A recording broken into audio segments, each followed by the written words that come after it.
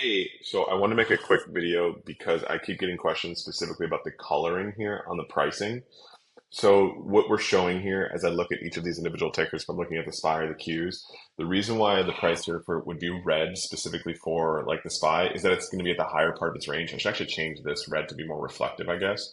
So that's what it means. So if you're thinking about this being like a trade range, or essentially what you think about in terms of the sell top or the buy bottom here, essentially what you'd be looking at is that this is going to be at the kind of the second range or the second tier of its range, not the very top. If it was, it would actually have red lettering with a white background, similar to what you're seeing here in real estate. That's obviously getting a bid because what you're seeing is if you look, you're seeing that bonds are getting a bid on yields, which is why they're at the higher end of their range, which is driving real estate to the very top end of its range. And if we can pay attention to where the blue is, we can see that really what's driving everything at the moment is that the dollar is bearish and it is diving to a lower and lower part of its range. The thing that I was showing earlier, I'm not sure if you'll be able to see this, but where I get my data, specifically for the Evening Equity Insights, the app that I built, if you can see this part on the screen, you'll notice that these are where the colors are built in as well. And I do the same thing for the coloring for the volume. It's the same range that you're looking at on the actual spreadsheet that I send out every single night. But I want to make a quick video just to explain because the top of the range is going to be, if you think about it, okay, so this here, this is at 43.37 for XLRE. The top of the range is at 42.88. That means that I can very quickly look and say, okay, there's most likely going to be some mean reversion here. This thing is probably going to snap back closer to the 20-day moving average because it is well above the top of its range right now. And then if I look where the blue is here, specifically for the dollar, you can see the dollar is at 27.96. Well, the bottom of the range is at 27.93, so only 3 cents above.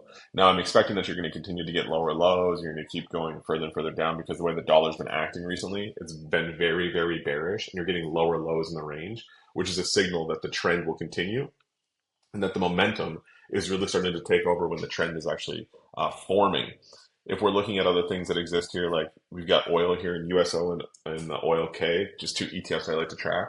These are really in the middle of the range. One is above its 20-day moving average. They're both bearish. We're seeing lower highs in their range. Those are not really necessarily bullish signals. As much as I'd like to believe that we're going to see some sort of return of inflation, specifically just because you're seeing that if we're going to have rates come down, you're going to see loan growth. You're going to see there should be inflation most likely if you're going to cut rates. So it's just remarkable to me when I look at what's happening in oil, just where we are and where we are relative to what we could be in terms of it being bearish, but being the normal part of its range. So I would not necessarily buy oil in the middle of its range. But if I look here at Amazon, which is in the middle of its range, which you can see is in its normal part of the range, it's right in between 193 and 154, but it's right above the 20-day moving average. I would buy and I would use the 20-day moving average as my stop because that is already bullish. It's in the middle of its range. We're seeing it's very, very close. It's above the 20-day moving average and it's in the middle, right?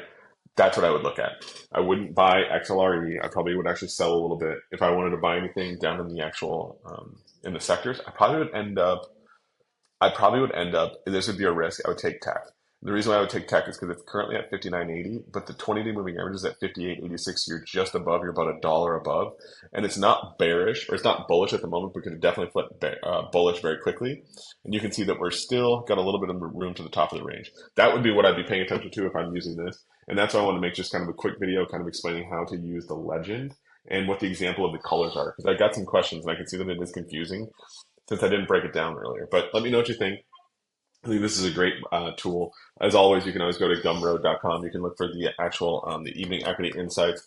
What you do is you get the entire list here every single night sent to you, where you've got what it looks like 28 different stocks. I'm covering the sectors as well. And then very often I'll end up covering the most commonly or most active stocks on Yahoo Finance for that day as well. I think it's a great product. It's only $15. There is a 30-day money back guarantee. So feel free to check it out. Talk to you soon.